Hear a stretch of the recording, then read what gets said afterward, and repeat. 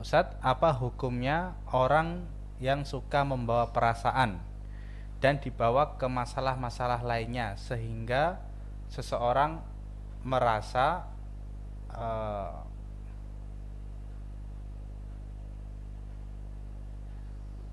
eh, beliau merasa masalah tersebut dibawa sampai ke pekerjaan maksudnya Ustadz, sehingga tidak dikasih ruang untuk berkarir Ustadz. Jazakumullah khairan Tidak Ustadz. dikasih apa? Dikasih ruang untuk berkarir gitu Ustadz. Ya.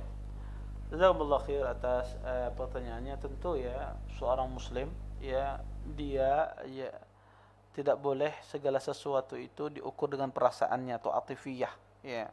Maka seseorang hendaknya ya objektif ya di dalam segala segala sesuatu ya.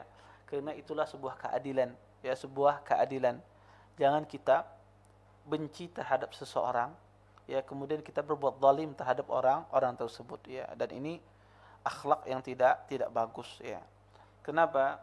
Karena kezaliman itu sangat dibenci di dalam agama Islam, sampai-sampai Nabi Muhammad SAW mengatakan, ya Mu'ad wattaqi da'watal madlum fa innahu laysa bainaha wa bainallahi hijab.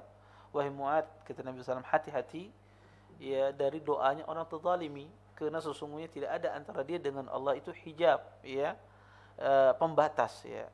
Maka ya hati-hati, orang terzalim tersebut dia punya Tuhan yang mendoakan, yang senantiasa mendengar doanya, ya mendengar doanya. Maka kita sebagai seorang muslim ya, kalau seandainya kita ini ragu-ragu ini kita berbuat adil ataukah menzalimi orang, maka Anda ambil kemungkinan yang paling selamat. Semacam itulah seorang muslim.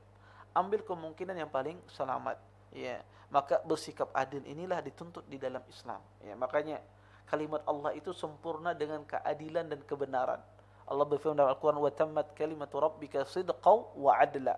Sesungguhnya telah sempurna kalimat Tuhanmu dengan kebenaran, kejujuran, dengan keadilan. Subhanallah.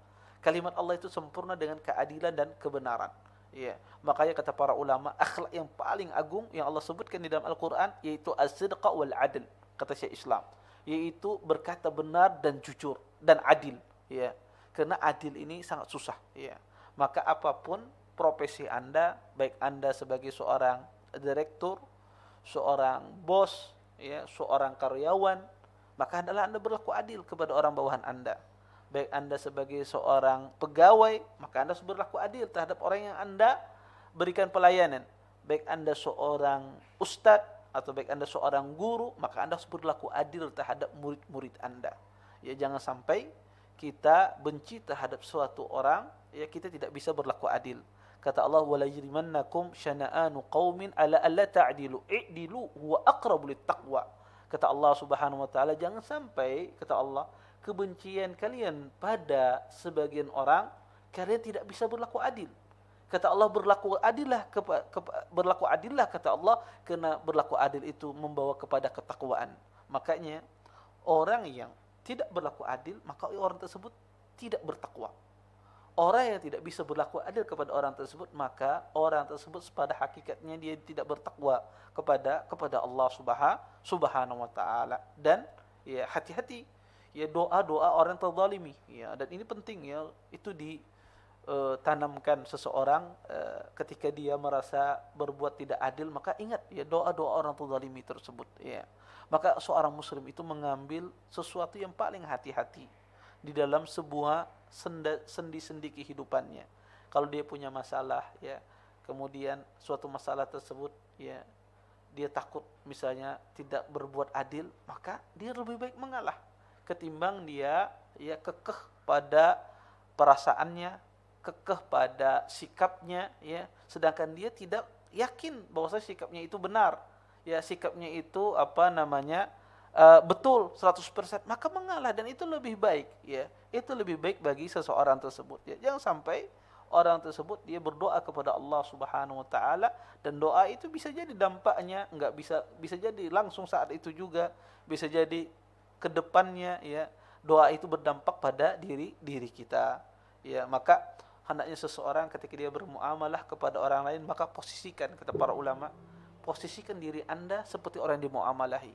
Ya, ketika Anda punya karyawan ya, kemudian Anda baperan, bawa perasaan ya, maka posisikan diri Anda seperti karyawan tersebut. Kalau posisi Anda seperti itu gimana? Ya. Maka dari sana Anda akan bisa berlaku adil kepada orang. Ya. Maka penting seseorang ini menanamkan keadilan. Baik itu dia sebagai seorang suami adil kepada istrinya, atau seorang ayah adil kepada anaknya, ya, atau siapapun posisinya, atau seorang guru, seorang ustadz, ya, seorang ustadzah, atau seorang pekerja, ya, maka dia harus adil kepada orang yang dia di bawahnya, karena kita akan dimintai pertanggungjawaban di hadapan Allah Subhanahu wa taala, ya. Kalau kita, ya, karena di sana di hari kiamat kelak di situ ada pengadilan, ya, yang tidak terluput bagi Allah Subhanahu wa taala apa yang ada di dalam hati kita. Maka Allah Subhanahu wa taala akan mengadili kita dengan seadil-adilnya.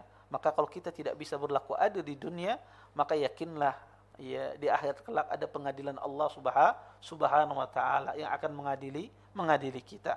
Wallahu taala alam. Nah, Ustaz, jazakumullah